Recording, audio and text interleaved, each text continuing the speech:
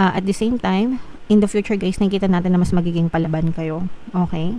So, matututo na kayong lumaban or hindi naman sa laban in such a way na may kipag-away kayo sa kanila, no? Pero parang ipaglalaban nyo yung karapatan nyo, no? Parang sasabihin nyo na, I don't deserve this, hindi ko deserve to, no? Hindi mo ako alipin or what. Parang ipaglalaban yung sarili nyong karapatan. So, mas matututo kayo, mas magiging strong kayo in the future, mga kapiksi. And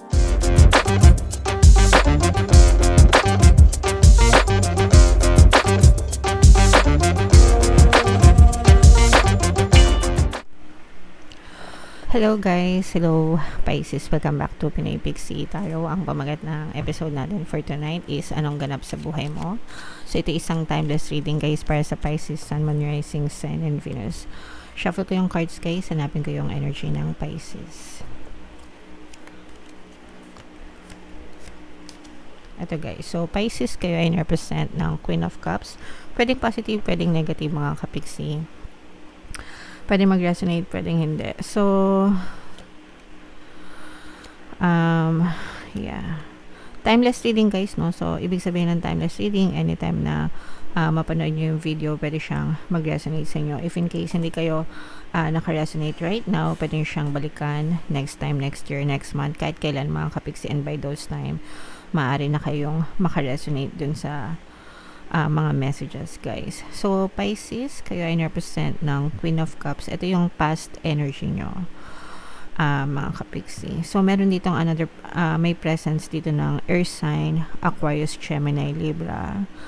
For some of you, maaari may air element kayo sa inyong natal chart, or you may have dealt with another air sign. For some of you guys, ang dami yung pinagdaanan sa inyong recent past, no? As in, nagkaroon kayo ng depression, maraming problema, maraming challenges, mga kapiksi. So, parang na-knock out kayo sa buhay nyo, guys, no? Ibig sabihin talagang bumigay kayo sa buhay nyo, ang dami yung pinagdaanan. Yung iba sa inyo, parang dumating kayo sa point na parang gusto nyo nang sumuko. Dahil sa dami ng problema na na-experience nyo. Pero, luckily guys, swerte kayo kasi parang merong nagsalba sa inyo. Mga kapiksi, ibig sabihin ng nagsalba, merong tumulong sa inyo para makabangon ulit kayo, guys. Okay?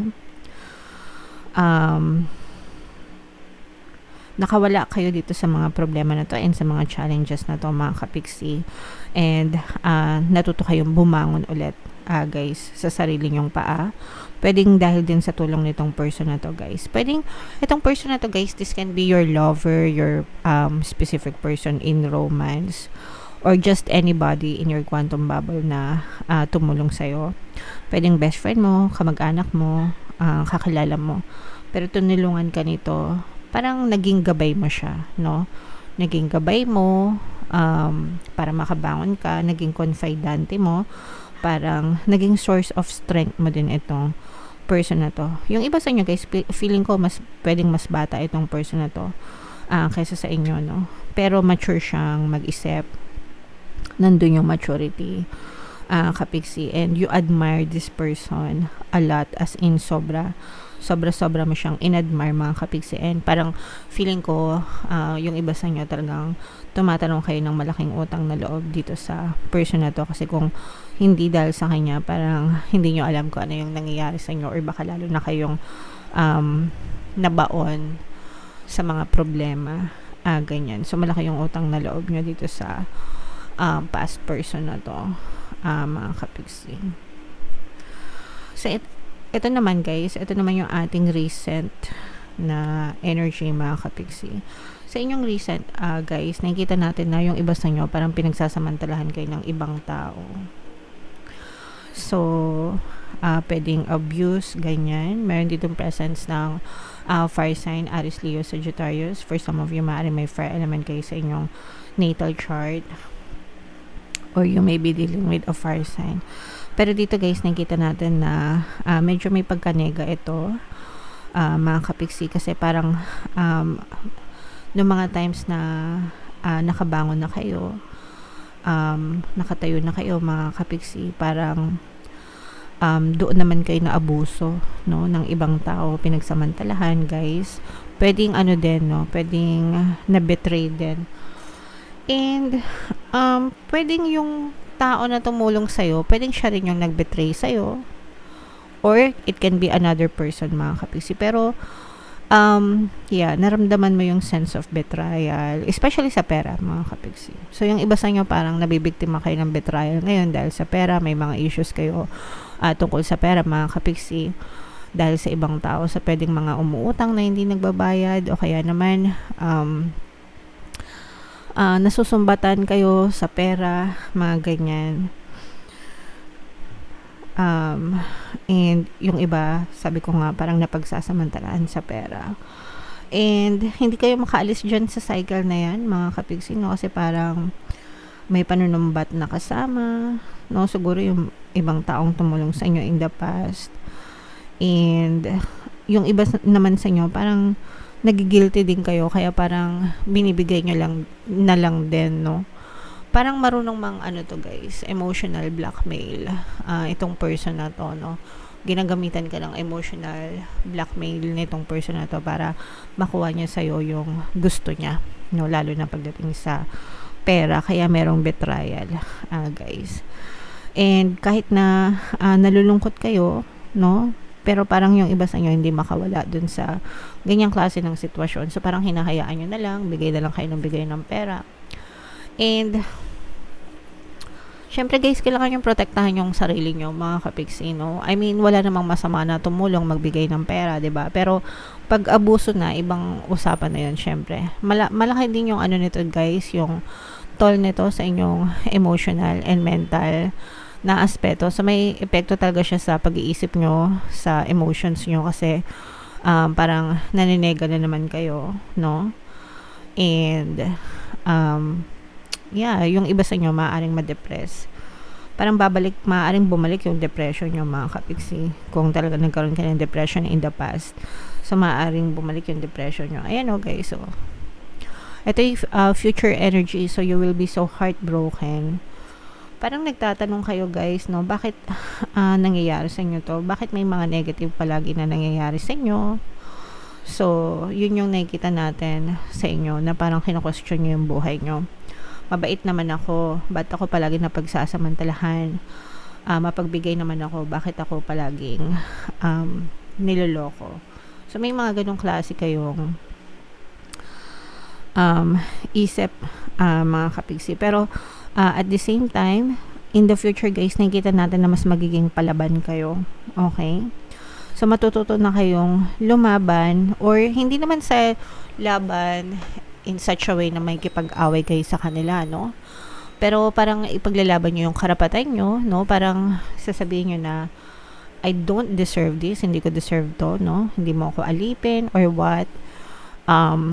Parang ipaglalaban yung sarili nyong karapatan. So, mas matututo kayo, mas magiging strong kayo in the future, mga kapiksi. And pwedeng meron ding, ikaw yung tutulong sa inyo, no? And malalampasan mo din ito. So, parang you will help yourself to get out of that situation, guys. Kasi kahit na may ibang taong tutulong sa inyo, parang yung majority, no, parang mga 99% ng tulong is manggagaling sa'yo, no? Kung matapang ka, malakas loob mo, ganyan, ipaglalaban mo yung karapatan mo. So, makakalampas ka rin sa ganitong klaseng sitwasyon, mga kapiksi. Okay? So, kailangan lang ng tapang ng loob, guys. At saka, wag nyong itolerate yung mga abusado talaga. Hindi mo deserve na masaktan. Hindi mo deserve na pagsamantalahan. Pisces. Okay? So, yun yung nakikita natin sa inyo. So, ito, guys, i-mind nyo na tong recovery. Kasi in the future, guys, makaka-recover kayo. Malalampasan nyo itong mga problema na to, and makakatayo kayo sa sarili nyong mga paa. Matatapos din itong mga pang-aabuso sa'yo. Pisces. Okay? So, yun, i-look forward nyo, guys. I-mind nyo yan sa comment section. So, bunot lang tayo ng isang card pa dito, guys, para sa inyong additional message habang sinashuffle ko to. Panoorin nyo muna yung video natin regarding sa ating paano mag-manifest ng abundance video course. Kapiksi, sawa ka na ba sa mga struggles at hirap sa buhay mo? Masipag ka ba at masikap sa buhay ngunit hindi ka pa rin umaasenso? Ilang beses ka na bang nag-attempt magnegosyo at mag-invest pero palagi ka pa rin nalulugi? Sa pagkakataon na ito ay maaaring may subconscious beliefs ka na nagiging balakid sa iyong pag-unlad at pagyaman. Introducing, paano mag-manifest ng abundance video course. Dito ay matututunan mong ma-overcome ang mga balakid mo para tuluyan ka ng umunlad, umasenso, sumagana, maging matagumpay, successful at maswerte sa iyong kabuhayan, pera, trabaho, negosyo, salapi at kaperahan ng bonggang-bongga. Dali, mag-send na ng email sa pinoypixie@gmail.com at simulan na ang iyong pagyaman ngayon. Alright, so sa lahat ng gusto mag-avail ng course guys, naka-flash sa screen nyo. Una, meron tayong paano mag-manifest ng abundance video course para sa inyong kaperahan, trabaho, negosyo, salapi at swerte. Meron din tayong paano mawala ang third party at magkaroon ng harmonious na relationship para mawala yung mga sabit sa relasyon nyo. And meron din tayong email coaching, manifest your desires using the law of attraction. Pwedeng love, pwedeng money mga kapixie. So sa mga interesado guys, mag-send lang kayo ng email sa pinoypixie@gmail.com. So, Pisces, ito yung additional message para sa inyo. The moment I realign with love, clear direction is presented to me. So, ibig sabihin nito guys, choose kindness always, no? Hindi porket naaabuso kayo or nakaka-experience kayo ng negative sa circumstances nyo, is kakainin na kayo ng galit, kakainin na kayo ng poot, no? Hindi ganun mga kapixie. Actually, kabaligtaran yung dapat na gawin natin, no? Be compassionate, maunawain, but you also have to protect yourself at the same time. So, kumbaga, syempre, human reaction natin kapag pinagsasamantalahan tayo is nagagalit tayo, di ba?